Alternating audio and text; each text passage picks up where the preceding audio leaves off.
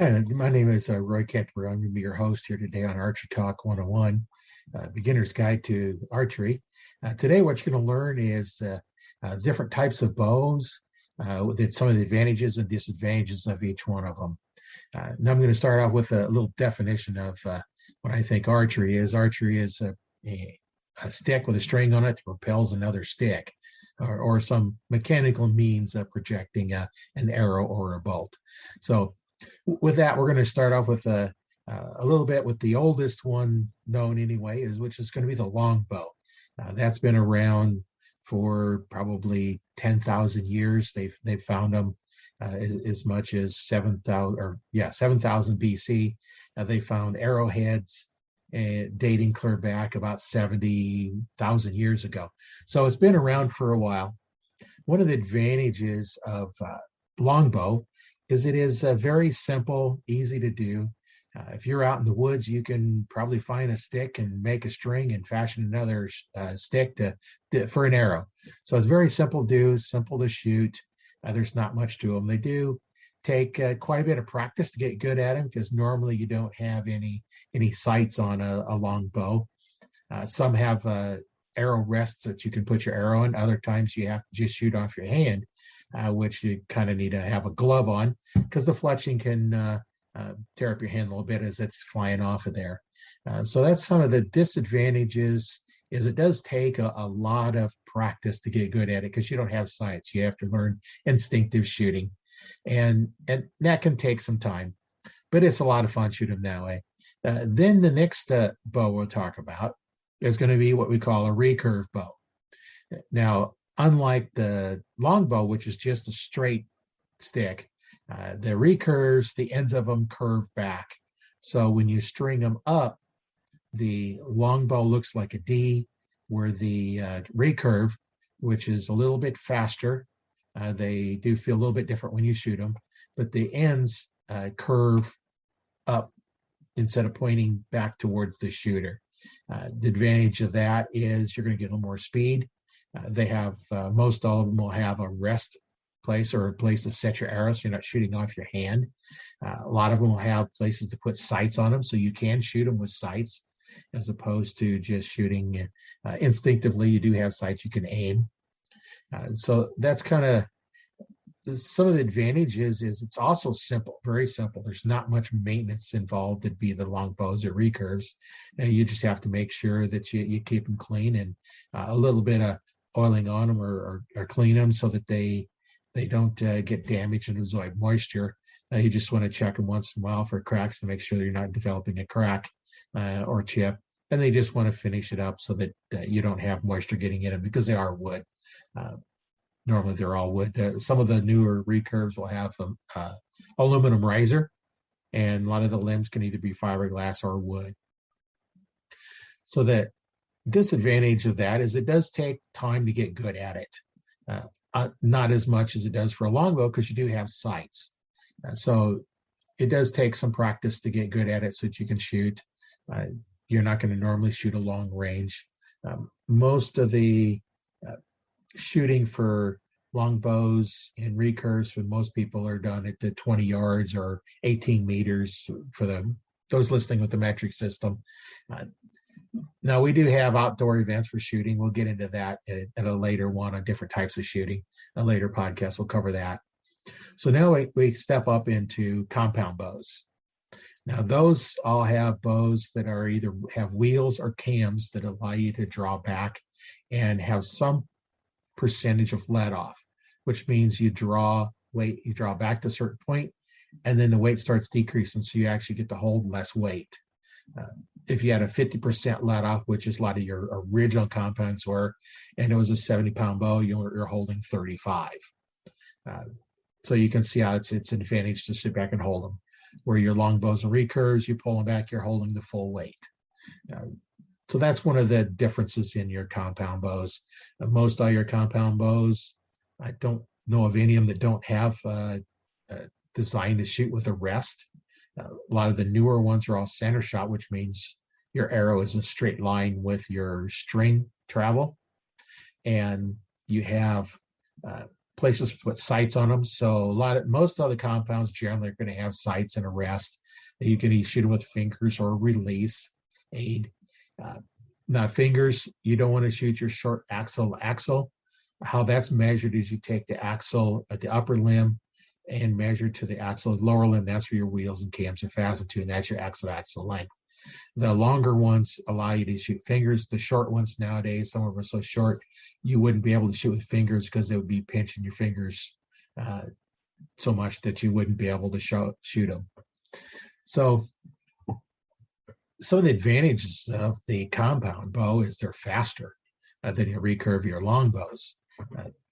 So they're going to shoot a little flatter. You're going to have your sights and you're going to adjust your sights, 20, 30, 40 yard pin, whatever you're setting up for the range that you're shooting. It does take a fair amount of practice to get good at, not as much as the recurve or the longbow, but it still takes quite a bit of practice to get good enough that you would be able to hit what you're shooting at. And, some of the disadvantages is it's more complicated. You're not going to be able to change your strings like you can on recurves and longbows.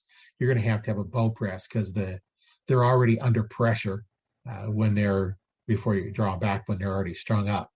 Unlike the recurve and combos where they're not under pressure until you string them, you manually string them. With compounds, they're always going to be under some pressure. So you have to make sure you take care of everything. Look at your strings, make sure they're not getting bad. So that's one of the things you just have to look out for. So when you get into shooting them, a lot of times you go to release aid, and we'll cover shooting styles in a later video or podcast. But that's kind of your options there. And then the next thing we're going to go into is crossbows. And unlike the three previous ones, crossbows shoot bolts is what they're called instead of arrows. They're normally shorter in the 22 to 24 inch range, where your compound arrows run in your 30 inch range. Now those crossbows have a stock just like you would on a regular firearm. You should put on your shoulder, have a trigger that you fire. The original ones had front pins that you would set, and then a rear sight.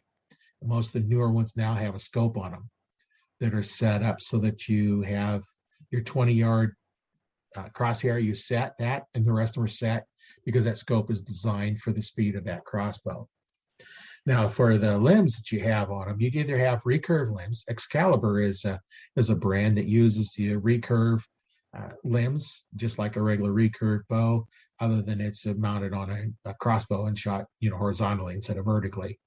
A lot of the other ones, most all the other manufacturers use the compound style with the either wheels or cams on them. You're going to draw those.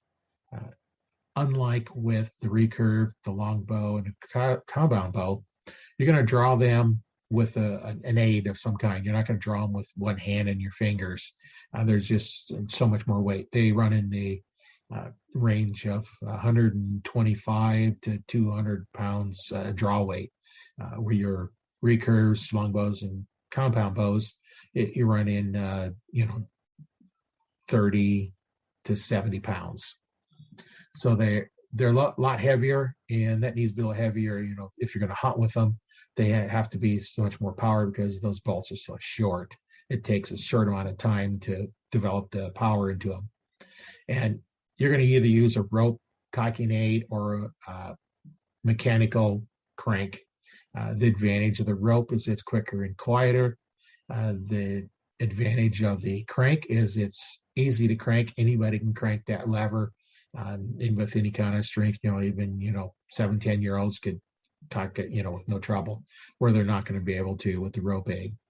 The disadvantage of the rope is it takes a lot more strength to cock it. And you have a technique you're going to have to go through in order to do it correctly and safely. The advantage of the crank is you just hook it on the string, crank it back till it loads, take the crank off and store it in the holder that they normally have on them, or you take them off and put them separately. So that's kind of the disadvantage of them. The crossbow is the quickest to learn how to shoot and get good with it because it's shot just like a rifle. you're going to have to just set your 20-yard pin, and then you're set your 30, 40, 50, or however many pins or crosshairs are on the scope. So that's kind of it for that. There is a new type of crossbow come out. I haven't shot him yet, and it's used with compressed air that uses to project the arrow, or probably a bolt, like probably in this one, depending on how long they are. But that one is one that is interesting. The advantages I see in it is it's going to be quiet because it's just compressed air. It's not going to have the loud noise of the crossbow going off or the compound bow shooting. The disadvantage, if you have compressed air that you have to carry and deal with. Every time you shoot, you're going to use up some of your reserve air. So your speed is going to decrease on each shot, which means you're going to have varying degrees of power going into the arrow, and it's going to vary. If you're out for a long period of time, you have to worry about how many times you're shooting, because recharging a high compressed air cylinder, it can be a little problematic when you're out in the field. Someday I'd like to try one just to see what they're like, but it looks like it wouldn't be good for hunting. I'm not sure how many places that actually allow you to hunt with them for big game. Might be able to use them for small game. So basically, in a nutshell, you have your bows that are going to be your recurve longbows pulled with your hand. You're going to have your crossbows. They each have their own advantages and disadvantages. So you just need to look at, what type you're looking for, what kind of bow is it you want to have. That'll kind of help determine what you do, when you go select the bow. Do you want to do a lot of shooting and practicing, which is a lot of fun to go out and shoot? So you get more shots in, like with the recurve, the compound, and the long bow. You're going to do a little more shooting. Your compound is going to have a nice little let off, so you'll be able to shoot a little more weight, or a little bit less weight, and be able to shoot more. It's a little not quite as taxing on your muscles. Where the longbow and recurve, you pull it back, it's going to hold that full weight, so you're not going to be able to hold for a long period of time, just because you're holding that full weight.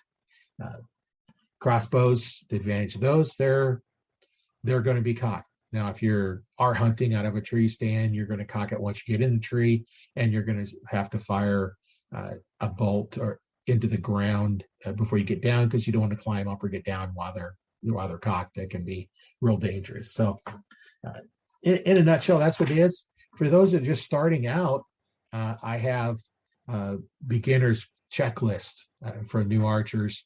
Just click the link in the description below and download it. It's free. There's no charge to it. And just put in your email address, I believe the name and email address, and I'll send you a link to a PDF that has all the stuff we need to look at when you go into the bow, and how to, what you're doing on evaluating your bows. I also have a Facebook group, Archer Talk 101, where we can go a little bit more depth, where you can ask questions and get answers on any questions that you have. So look at joining that one as well. So this is Roy Kentbury signing off on Archery Talk 101. See you next week.